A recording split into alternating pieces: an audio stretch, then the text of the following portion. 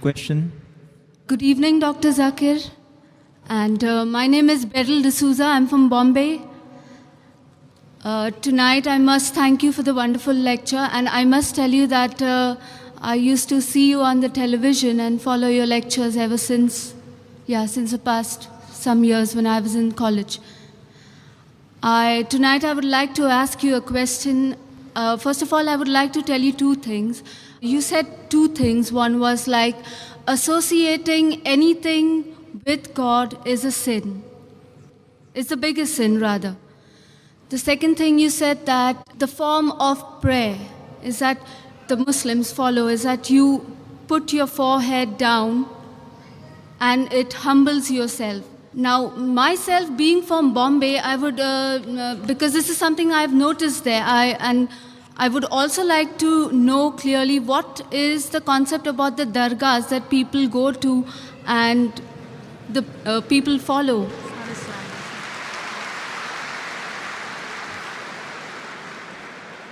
The sister asked a very good question. She's asking a question regarding the Muslims now.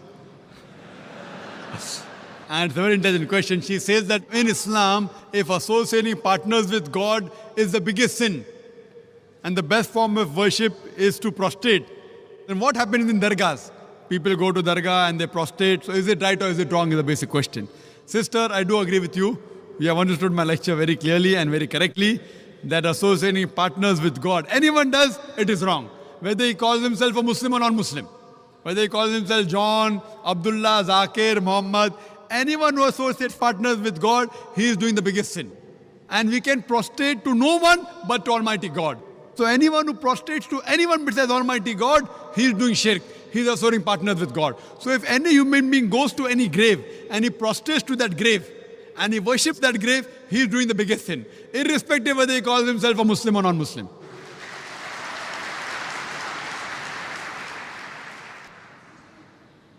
Does the sister have a connected question? So, okay, if you would give me the opportunity, I would further like to ask you. So, basically, I've seen, like you said, anybody, okay, be it a Muslim, a Christian, a Hindu, whoever does that. Now, if I tell you, from what I have seen and known is like a huge percentage, okay, they are the people, I could call them the Muslims. They go to the dargahs. Then what would you have to say about it? See, as far as the Arabic word Muslim is concerned, a true Muslim is a person who submits his will to God. A true Muslim will never bow down to any grave. I am aware, sister.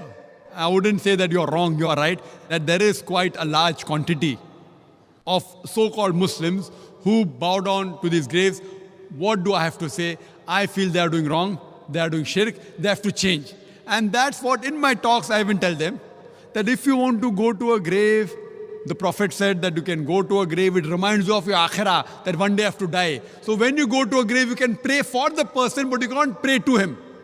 You can pray for him, that may Allah give him Jannat-e-Firdaus, may He forgive his sins, etc. But you can't pray to him. Prayers should only be to Allah subhanahu wa ta'ala. Iyaka na'budu wa iyaka nasta'in. They alone we worship, they alone we ask for help. So my talks are even targeted to these Muslims, and I tell them also that I have given other talks, that you should not worship, you should not prostrate to graves. This is wrong, it's a big sin. And alhamdulillah, summa alhamdulillah, since you are from Bombay, I am also from Bombay, there are thousands of youngsters, mashallah, after my talk, who have stopped worshipping graves. Alhamdulillah. Hope that answers the question.